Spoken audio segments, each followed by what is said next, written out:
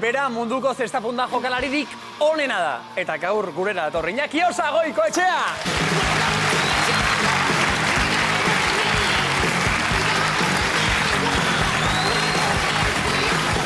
Amoiko! Amoiko!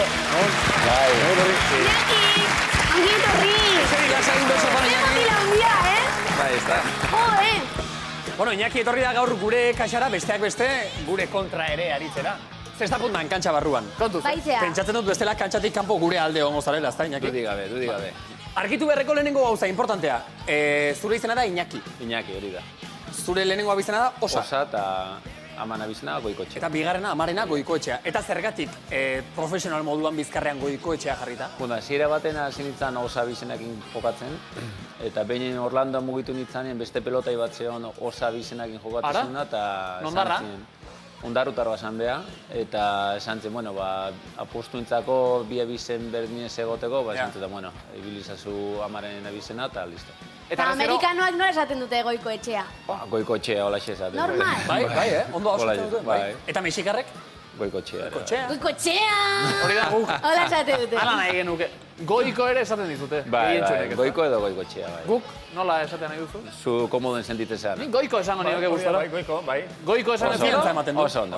Zu guri esan lasai teile, eta horrela etxean bezala. Etxean bezala. Nei tolono, tolo negro. Tolono ni. Zunetako Iñaki Osa. Ez diozu gauza handia egirik esan ba. Ez que guztua no, Iñaki guztu zeitelako. Jarrituko... Bai, seki.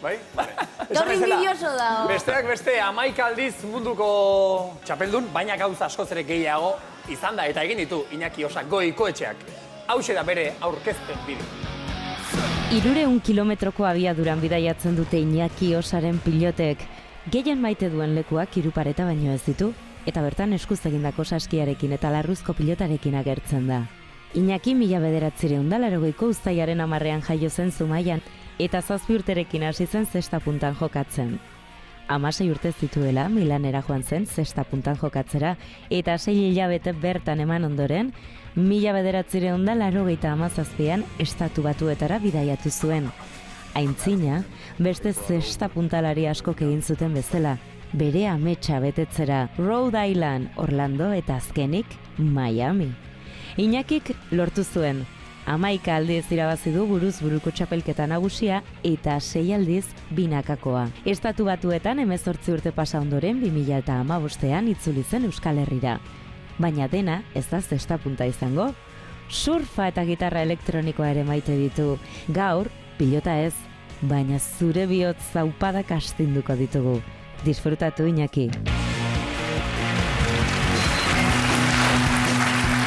Wow! Gaur Goikoetxearen bihotz zaupadak astindu behar omen ditugu, saiatuko gara. Alegin egin dugu eta azterra ateratzen den. Bada norbait, marka hori berdindu duenik, munduko txapeldun 11 aldiz? Bueno, zestapuntan duzten dut ezetz, momentu honetan. Bakarra izango zara? Bai, momentu honetan bai. Horea izango da hori, ez da? Bai, egia esan oso gustora nago, guain arte indeten ibilbideakin, da, bueno, hemendik aurrea nire maila ematen jarraitzen duten, da ikusleak osatzen jarraitzen duten. Hemendik aurrea, badakizu zenbat jarraituko duen Goikok, zestapuntan? Ez da egite, aurten momentu ondo sentitzen naiz, oso gustora nago jokatzen, da momentua disfrutatu, eta hurrengo urtean ikusiko dugu zetortzen dan, da momentuakin jarraitzea da nire esperantza. Zu Zumaiarra zara? Eta 16 urte besterik ezen dituela, 86an, Milanera joan zinen, zestan jokatzera. Bai, aukera etorri zitzaten, Milanera nahi nuen jokatzea, eta, bueno, pentsatu gabe baietsko eman duen, ikusten duen 6 hilabeteko proba bat izango zala, eta gero Zumaira bueltatuko nintzala, baina azkenian 20 urte izan dira, etxetik kanpo, eta oso gustora kanpoan ibili nahi zen urte guztieta. Eta maleta 6 hilabeteako bakarrik eman zuen? Hori da, 6 hilabetako eraman nun, eta gero luzatu egintzen.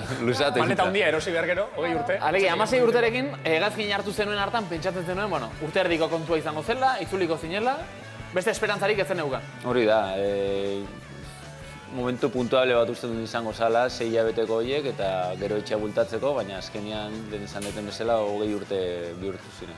Leku askotan ibili zara, baina izu hasieran Italian Milanen 16 urterekin zer moduz sentitzen zinen? Egia esan, oso handia, Zumaia bezalako herri txiki batetik atea eta derrepente olako hiriburu handi baten sartzia, oso bildurgarria edo mintzat impactantia esan, ez? Baina bai, oso gustu ebil nintzen, ondo moldatu nintzen Italian, eta gero behin Italian egon da beste hiriburu guztietan ibiltzea arrazo izan zen. 16 urte zenituenetik, alegia, zure kaxa, zure kabuz moldatu zara beti, ezta? Bai, hori da. Nik berri izan ditu gauza guztiak, pertsonaldu bat bezala nahiz da ume bat izan, baina beti eukide jendia lagundu ditela, etxe bizitzan zeben beste mutilak ni baino heldu oziala, eta beti ondo protegituta honez. Ez, ezagutzen ditugu, duela ja urte batzuk legorretatik estatu batuetara Ameriketara zestaputan jokatzera joan, eta han etxe batean hilabete luzez katujana jaten aritu zirenak atuna zelakoan. Ulertu ez, bai, etxetik kanpora atera eta leku ez ezagunetara joatea hain gazte, ez dela beti kasu guztietan erreixa izango, ez da zu jakin duzu han eta hemen adaptatzen zentzu hortan.